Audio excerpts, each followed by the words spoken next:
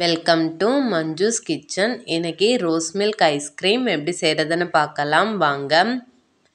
ஒரு பாத்திரத்தில் 1 லிட்டர் அளவு நல்ல கெட்டியான பால் எடுத்துக்கலாம். பால் நல்லா கொதிக்கட்டும். இப்போ பால் நல்லா கொதிச்சிடுச்சு, பொங்கி வர்றது பாருங்கள். சைடில் படிகிற ஆடையெல்லாம் அடிக்கடி எடுத்து விட்டுட்டே இருக்கலாம். பால் கொஞ்சம் நல்லா திக்காகட்டும். பால் கொஞ்சம் நல்லா திக்கானதும் தேவையான அளவு சர்க்கரை சேர்த்துக்கோங்க. சர்க்கரை சேர்த்து நல்லா கலந்து விட்டுறலாம். இது நல்லா கரையட்டும்.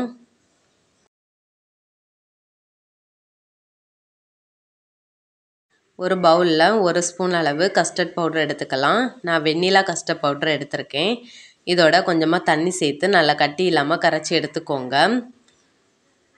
இதை நம்ம பாலில் சேர்த்துக்கலாம். அடுப்பை லோ ஃப்ளேமில் வச்சுட்டு கொஞ்சம் கொஞ்சமாக சேர்த்து நல்லா கலந்து விடுங்க.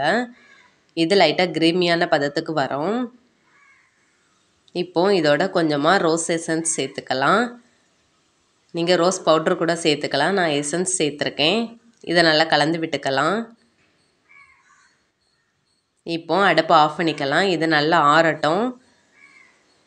இப்போது நல்லா ஆறிடுச்சு பாருங்கள் எவ்வளோ க்ரீமியாக இருக்குன்னு. இதை ஐஸ் மோல்டில் ஊற்றிக்கலாம். பாருங்கள் இதே மாதிரி எல்லாத்துலேயும் ஊற்றிக்கலாம். இதை மூடி வச்சிடலாம். இப்போ ஃப்ரிட்ஜில் வச்சுக்கலாம். 6லேருந்து 8 மணி நேரம் நல்லா கூலாகட்டும். இப்போ பாருங்கள் 8 மணி நேரம் ஆகியிருக்கு. ஐஸ் நல்லா செட் ஆகியிருக்கு. ஒரு கப்பில் கொஞ்சமாக தண்ணி எடுத்துகிட்டு கொஞ்சம் நேரம் இதை முக்கி வச்சுக்கலாம். இதே மாதிரி தண்ணியில் முக்கி எடுக்கும்போது ஐஸ் சீக்கிரமாக வந்துடும். பாருங்கள் எவ்வளோ சூப்பராக இருக்குன்னு. டேஸ்ட்டும் ரொம்ப சூப்பராக இருந்து.